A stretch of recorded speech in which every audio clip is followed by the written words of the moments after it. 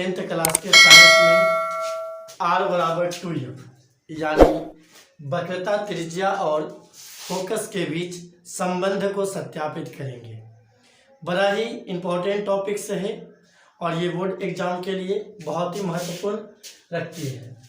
तो आए जरा सा हम पहले इसका इंट्रोडक्शन से दे दें। R बराबर 2F, R से हो जाती है वक्रता, त्रिज्या और F से हो जाती है फोकस। तो इन दोनों के बीच में से हम संबंध को ज्ञात करेंगे कि R बराबर 2F आखिरकार कैसे ये जो है एक अवतल दर्पण में इतना हो आकर के प्रूव होती है। R बराबर 2F। तो सबसे पहले हम इस चित्र को देखेंगे और समझेंगे भी। देखें, ये अवतल दर्पण है क्योंकि इसका धंसा हुआ सतह जो है परावर्तक है और उभरा हुआ सतह रजतित है।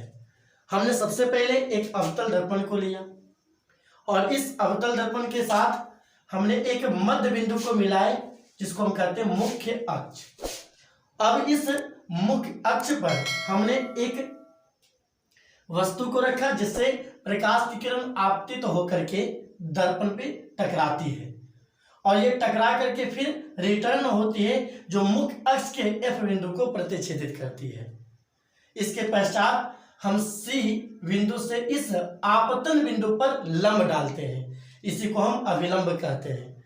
तो अब देखना है कि परावर्तन का नियम, इसको पहले ही पढ़ा गया। परावर्तन के नियम से आपतन कोण और परावर्तन कोण दोनों बराबर होती है। तो आपतन कोण और परावर्तन कोण दोनों क्या है? बराबर है। थोड़ा देर के लिए माने कि हम आपतन कोण को 2 मान लिए तो परावर्तन कोण भी हो जाएगा 2। किस नियम से? परावर्तन के नियम से। अब जरा सा देखना है हम लोगों को त्रिभुज MCF, हम रचित कर देते हैं त्रिभुज को MCF, यानी देखना है MCF। इस त्रिभुज को देखते हैं तो इस त्रिभुज में देखने के बाद देखा जाए कि ये मुख्य अक्ष है और इसी मुख्य अक्ष के समानांतर एक AM है। तो और इसको देखें तो ये क्या है? तिर्यक रेखा। तो अब देखना है कि ये यदि जो 2 है तो ये भी कितना होगा? 2, क्योंकि जब 2 समानांतर रेखा को एक तिर्यक रेखा प्रतिच्छेदित करे तो उसके बनने वाले एकांतर कोण क्या होंगे? बराबर होंगे। तो यदि इसका एकांतर कोण ये है तो पहले हम लोग को पहले कर दिए थे आपतन कोण बराबर परावर्तन कोण, ये 2 और 2। अब इस दोनों को छोड़ के हम इस दोनों में आए संबंध, तो यदि ये 2 है तो ये भी क्या हो जाएगा? 2। तो अब देखना है जो जिसको हमने त्रिभुज लिया है MCF में, तो MCF में ये दोनों कोण क्या होंगे? बराबर।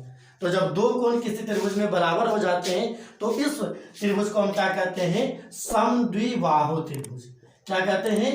समद्विबाहु त्रिभुज। यानी जो हमारा MCF त्रिभुज जो है उस त्रिभुज में 2 कोण बराबर है। कौन कौन? तो जरा सा नामाकरण कर देते हैं। CMF यानी कोण लिखेंगे CMF इक्वल टू MCF, कोण MCF, यानी ये दोनों कोण क्या है? बराबर। तो जब दोनों कोण बराबर होता है त्रिभुज में तो दोनों भुजा भी क्या हो जाएगी? बराबर। यानी CF इक्वल टू MF, है ना। इस त्रिभुज में क्या हो जाएगी? CF equal to MF।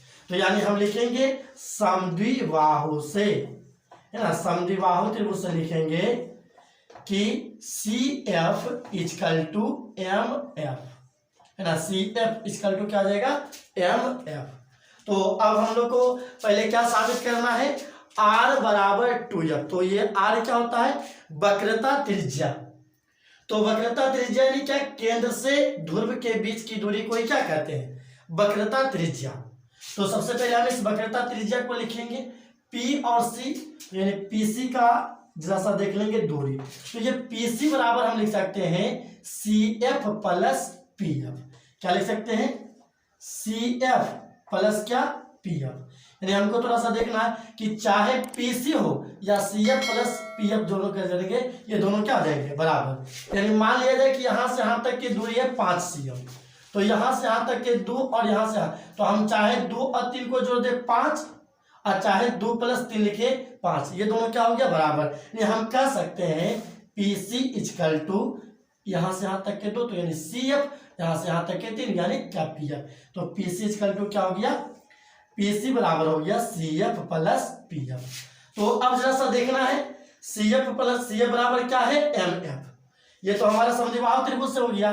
तो अब जरा सा हमको लिखना है थोड़ा देरी के लिए कि यदि M जो है वह P के क्या है बहुत ही निकट है, यानी इसको माना जाता है। यहाँ तो हम इतना बड़ा इसलिए माने हैं ताकि हम लोगों को दिखाई पड़े कि ये त्रिभुज बन रही है समद्विबाहु त्रिभुज, लेकिन हकीकत में देखा जाए तो ये किरण इसके बहुत ही निकट होती है। हकीकत में रियली में होती है ये किरण इससे क्या होती है बहुत ही सन्निकट होती है, इसलिए इसको माना जाता है M बिंदु जो होती है वो P के बहुत ही सन्निकट होती है। क्या होती है, सन्निकट होती है। इसलिए क्या हो जाएगा MF है ना, क्या हो जाएगा MF इक्वल टू क्या हो जाएंगे, ये P आ जाएगा MF equal to PF, MF equal to PF। तो अब हमको जरा सा आना है ये समीकरण क्या हो जाएगा सेकेंड। तो जरा सा फर्स्ट और सेकेंड को क्या कर देंगे कंपेयर कर देंगे। समीकरण फर्स्ट तथा सेकेंड से ये देखना है कि यानी जो है ये MF के जगह पर क्या है PF और यहाँ पर से जो है MF के जगह पर क्या है CF। तो यानी हमारा जो हो जाएगा CF इक्वल टू क्या हो जाएगा PF। CF इक्वल टू इसको एक बार और भी देख लेंगे हम। यानी देखना MF के जितना होगा MF उतना ही क्या हो जाएगा CF। तो MF जितना होगा उतना ही क्या हो जाएगा CF, ये फर्स्ट समीकरण से। लेकिन जरा सा इसी बात को आप आइए कि सेकेंड समीकरण में, तो जितना होगा MF उतना ही क्या हो जाएगा PF। तो जब MF यहाँ पर से है ये दोनों मिल रहा है तो P, इस दोनों को देखिए यहाँ और यहाँ मिल रहा तो PF और CF भी क्या हो जाएगा बिल्कुल आराम से मिल जाएंगे। तो PF और CF भी क्या हो जाएंगे बराबर। तो अब जरा सा ये जो लिखे थे हम PC बराबर क्या लिखे थे CF और प्लस क्या PF, CF प्लस क्या लिखे थे PF। तो इस दोनों तो बराबर है तो हम 2 बार लिख सकते हैं ना, PC बराबर लिख सकते हैं, PC दोनों तो बराबर ही है तो हम 2 बार PF लिख सकते हैं, PF प्लस क्या PF। तो अब जरा सा चिन्ह परिपाटी से जरा सा हम आते हैं तो PC किसका संकेत है R का, वक्रता त्रिज्या का। तो R बराबर PF जोड़ PF क्या लिखेंगे 2PF है ना, क्या लिख देंगे 2PF। तो अब जरा सा 2PF तो यहाँ पर से हम लिख देंगे R बराबर PF को ही क्या बोलते हैं F।